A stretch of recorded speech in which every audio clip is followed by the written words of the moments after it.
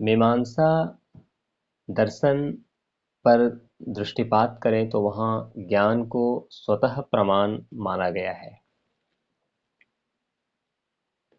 कुमारिल भट्ट का मानना है कि ज्ञान का प्रामाण्य उसके बोध स्वरूप होने से है और ज्ञान का अप्रामाण्य उसके कारणगत दोष से होता है। यानी उसका जो ज्ञान होता है उसका प्रामाण्य से होता है और जो उसमें दोष आ जाता है उससे अप्रामाण्य होता है। मीमांसा दर्शन ज्ञान को स्वतः प्रामाण्य मानता है, जबकि कई दर्शन है जो ज्ञान को परतः प्रामाण्य मानता है। स्वतः का मतलब स्वतः होता है, उसे अपने ज्ञान के लिए किसी और का सहयोग नहीं लेना पड़ता है, जबकि परतः के लिए वो किसी दूसरे पर निर्भर रहता है।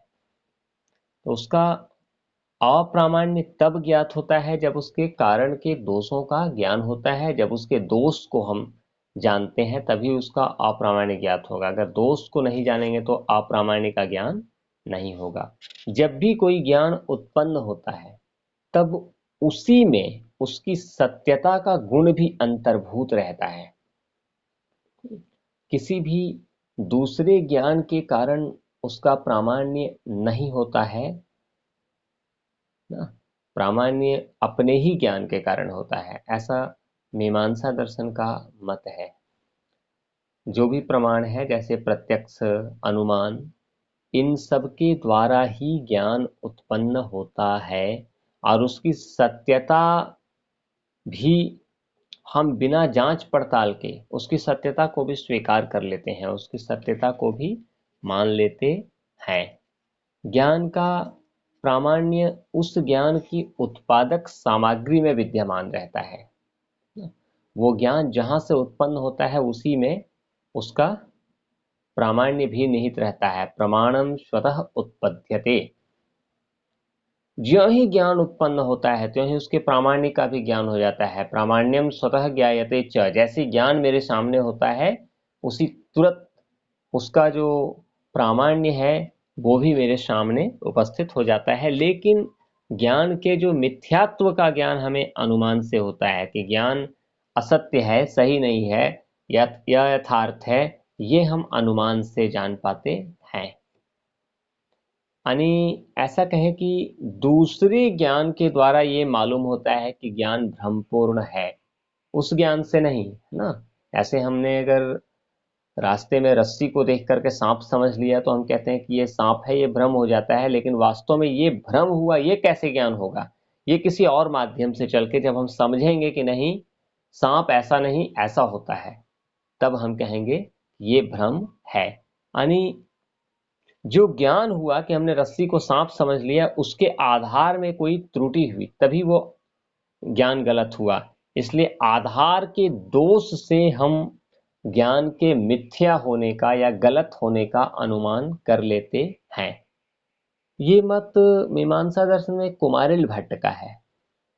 ठीक इसी तरह प्रभाकर भी यही मानते हैं। प्रभाकर भी कहते हैं कि ज्ञान हमेशा स्वतः प्रमाण होता है, ज्ञान अपने आप होता है, परंतु जब वस्तु के स्वरूप के साथ ज्ञान की संगति नहीं होती तब उसका स्वतः प्रामाण्य असिद्ध होता है। यदि ज्ञान के स्वरूप के साथ ज्ञान मेल नहीं खाता है, जो ज्ञान हो रहा है वो और जो ज्ञान उपस्थित है वो, होना और होना माने वस्तु का होना, उपस्थित जिसका ज्ञान हो रहा है वो और जो ज्ञान हो रहा है वो, इन दोनों में अगर मेल नहीं खाएगा तो फिर मुश्किल हो जाएगा, असंगति हो जाता है। और असंगति होने से ही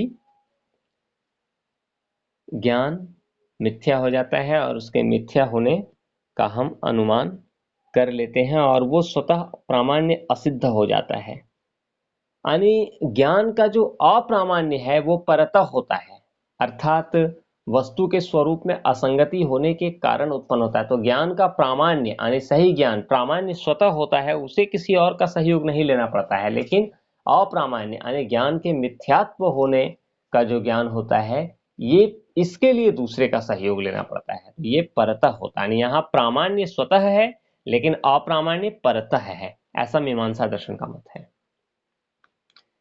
अब जब न्याय दर्शन में जाओ तो न्याय दर्शन में एक बात आता है कि वहां ज्ञान को स्वतः प्रमाण नहीं माना गया है, वहां ज्ञान परतः होता है। नैयायिकों के मतानुसार जो न्याय दर्शन को मानने वाले हैं उनका कहना है कि प्रत्येक ज्ञान का प्रामाण्य उस ज्ञान की उत्पादक कारण सामग्री के अतिरिक्त बाह्य कारणों से उत्पन्न होता है। यानी ज्ञान जो होता है वो उसमें जिसका ज्ञान होता है उसके तो हम सहयोग लेते ही हैं, लेकिन उसके अलावा भी उसका कुछ बाहरी कारण भी होता है जिसका सहयोग हम लेते हैं ज्ञान की प्राप्ति के लिए। उदाहरण स्वरूप यदि कोई प्रत्यक्ष ज्ञान प्रामाणिक है या अप्रामाणिक, ये जानना होगा। अगर हम उदाहरण ले लें कि कोई भी ज्ञान जो प्रत्यक्ष हो रहा है, जो प्रत्यक्ष ज्ञान है वो प्रामाणिक है कि अप्रामाणिक है, ये कैसे जानेंगे? तो ये इस बात पर निर्भर करता है कि वह ज्ञानेंद्रिय जिसके आधार पर वस्तु का ज्ञान होता है वो ठीक है कि नहीं, है ना। अगर आंख से किसी वस्तु का ज्ञान होगा तो वो किस पर निर्भर करेगा? मेरी आंख ठीक है कि नहीं, केवल वस्तु पर निर्भर नहीं करेगा। जिसको पीलिया का रोग हो जाए उसको सब कुछ पीला दिखाई देने लगता है ना। तो केवल वस्तु का होना ज्ञान केवल वस्तु के होने पर निर्भर नहीं करता है, बल्कि वो हमारी इंद्रियों पर भी निर्भर करता है। यहाँ और दूसरे का भी सहयोग लेना पड़ा, इंद्रियों का सहयोग लेना पड़ा, है ना, जिसके आधार पे वस्तु का ज्ञान होगा। इसलिए यहाँ ज्ञान परतः होता है। न्याय दर्शन की एक और मान्यता है कि जो भी ज्ञान है उसका प्रामाण्य अनुमान के द्वारा निश्चित होता है। ज्ञान में हम हमेशा अनुमान का सहयोग लेते हैं। मीमांसा इसका खंडन करती है, मीमांसा नहीं मानता है। वो कहता है कि अगर ऐसा मान ले तब तो अनवस्था दोष का सामना करना पड़ जाएगा। उदाहरण के लिए अभी अगर हमने कहा कि ये ज्ञान निर्भर करता है अनुमान पर, इंद्रियों पर, जिस वस्तु का ज्ञान होगा उसके साथ साथ इंद्रियों का भी सहयोग हमें लेना पड़ता है ना।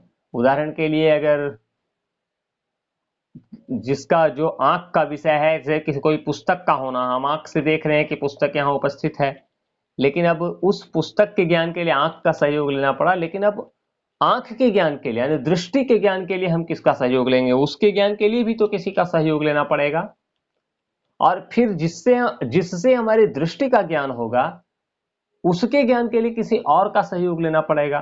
तो ये जो कारण कार्य की श्रृंखला है ये हमेशा चलता रहेगा। इसलिए यहाँ अनवस्था दोष आ जाएगा। अ के प्रामाण्य के लिए ब को मानना पड़ेगा, फिर ब के लिए स को मानना पड़ेगा, और इसकी समाप्ति कभी होगी ही नहीं। परिणाम क्या होगा? किसी का भी प्रामाण्य सिद्ध नहीं होगा और जीवन असंभव हो जाएगा। इसलिए न्याय दर्शन का जो परतः प्रामाण्यवाद है वो खंडित हो जाता है, वो स्वीकार्य नहीं है, उसको स्वीकार नहीं किया जा सकता है।